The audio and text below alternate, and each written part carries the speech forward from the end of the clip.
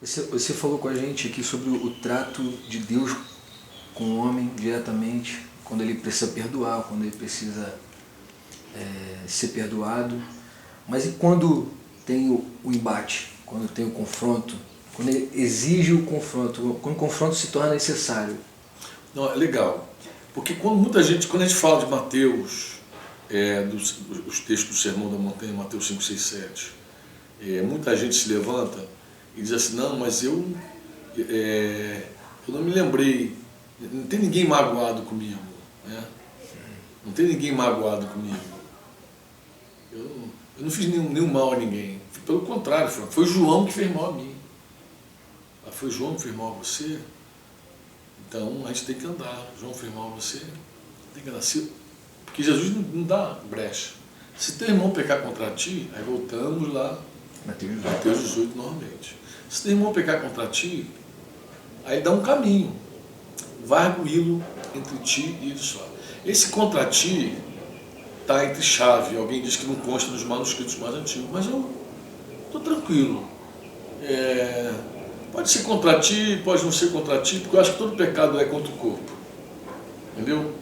Eu estou tranquilo. Todo pecado é contra nós, porque nós somos o corpo de Cristo. Nós somos membros uns dos outros. Mas o principal aí não é se é contra ti ou não é contra ti. O principal é se teu irmão pecar. Embora essa história não começa aí, Tim. Essa história começa na parábola das 100 ovelhas. Que uma ovelha se perde e o pastor vai atrás dessa ovelha. E aí a conclusão desse pensamento do pastor que resgata a ovelha é se teu irmão pecar. Sim. Se teu irmão pecar, qual é o teu trabalho com ele?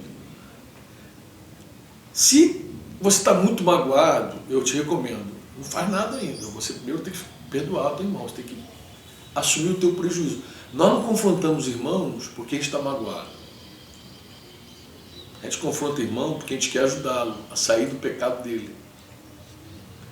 Paulo, quando escreve aos Coríntios, lá no capítulo 5, capítulo 6, que dá que ele fica indignado porque ele também é uma indignação de dizer assim, será que não tem ninguém que sabe no meio de vocês que possa julgar a causa entre vocês, os conflitos entre vocês? Então os conflitos entre vocês levam lá para o juiz do mundo julgar, um juiz iníquo, cara, e vocês vão julgar os próprios anjos, vocês não sabem que vocês vão julgar os anjos, nenhum sabe entre vocês. E ele usa uma expressão assim,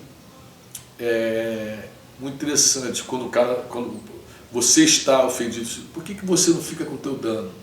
Por que você não fica com o teu prejuízo? Fica com o teu dano, com o teu prejuízo. Se você está com dano e prejuízo, fica com dano e prejuízo, então não se move. Mas se você entendeu que você quer ajudar uma pessoa, o motivo é amor mesmo, o motivo não é você, é a pessoa. Não tirar satisfação. Não, porque nós podemos corrigir pessoas motivadas por nós ou por eles. Pela própria pessoa que nos ofendeu. Quando eu sou motivado por mim, não é amor, porque o amor não busca os seus interesses. O pai que corrige seu filho, porque está envergonhado, porque está magoado, porque está chateado, essa correção não é em amor. A correção em amor é quando eu corrijo por causa do meu filho. A correção em amor tem que doer mais no pai que no filho. Porque ele não tem nada, ele não está ofendido, ele não está machucado.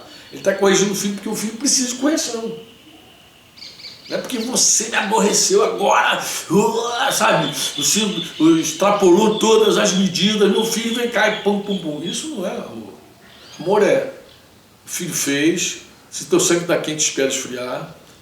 Nunca irado, lembra daqueles 5 nunca? Nunca irado. Nunca irado. Nunca por acidente. Nunca com a mão. Nunca com a mão. Nunca em público. Nunca por acidente, nunca sem conversar antes. Então nunca irado, mas a ira do homem não produz a justiça de Deus. Nesse sentido, porque a ira do homem ela é movida por ele mesmo. Então a primeira coisa é se teu irmão pecar, vai arguí-lo, mas vamos fazer o seguinte, vamos corrigir. Ou melhor, deixar claro, vai arguí-lo desde que o motivo não seja você, o motivo seja o irmão. Vai arguí-lo. Se ele te ouviu, disse Jesus, ganhaste o teu irmão, guarda tanto essa frase, ganhaste o teu irmão.